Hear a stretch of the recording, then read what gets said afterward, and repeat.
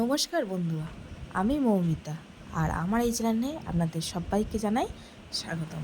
আজকে আমি লেবু গাছ প্রতিস্থাপন করব আর আমার কাছে যা থাকে সেইভাবে আমি গাছ প্রতিস্থাপন করি। তার জন্য দেখুন আমি নিয়েছি এখানে 50% ভার্মি কম্পোস্ট বা আপনারা গোবর সারও নিতে পারেন। তারপরে নিয়েছি 50% মাটি আর নিয়েছি ডিমের খোসা, লাল পটাশ, ফাঙ্গিসাইডের জন্য হলুদ আর এপসম সল্ট। আমার আগের থেকে মাটি মিশানো ছিল। আমি যে সবসময় একই পদ্ধতিতে গাছ বসাই তা না, আমার হাতের কাছে যখন যেটা থাকে আমি সেভাবেই গাছ বসানোর চেষ্টা করি। আর দেখুন এইগুলোকে আমি ভালো করে এবার মাটির সাথে মিশিয়ে নেব।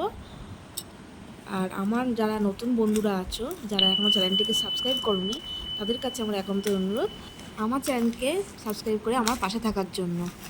দেখুন আমি কিন্তু ভালো করে মাটিটা মিশিয়ে নিয়েছি।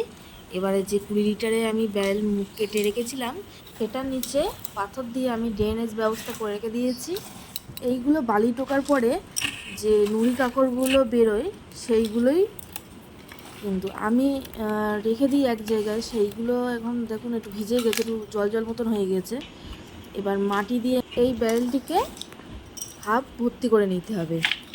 এখানে আমার কাজে কিন্তু আমার হাজব্যান্ডই আমাকে সাহায্য করে দেয়। দেখুন এখনও কিন্তু আমার হাজব্যান্ডই আমার এই কাজটা সাহায্য করে দিচ্ছে, যেহেতু এটা লেবু গাছ বসাবো আমি, এই জন্যই আমাকে সে হেল্প করে দিচ্ছে কাজে।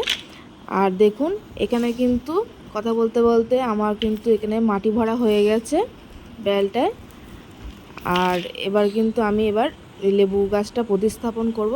এটা কিন্তু আমি মেলার থেকে কিনেছিলাম, এটা পাতিলেবু গাছ।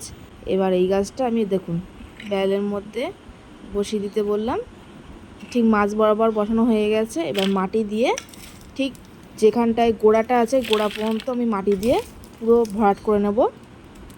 আর একটা কথা, আমি যেভাবে মাটি তৈরি করে গাছটা বসালাম, আপনাদেরও যে সেভাবেই গাছটা বসাতে হবে এমন কোনো মানে নেই।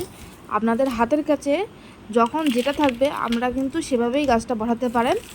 আমি সাধারণত বেশি কিছু দিই না, থাকলে একটুখানি সামান্য একটু হাড় গুঁড়ো আর শিংকুচি দিই, কিন্তু যেহেতু আমার কাছে নেই আর সবসময় দেওয়ার প্রয়োজনও হয় না আমার এগুলো।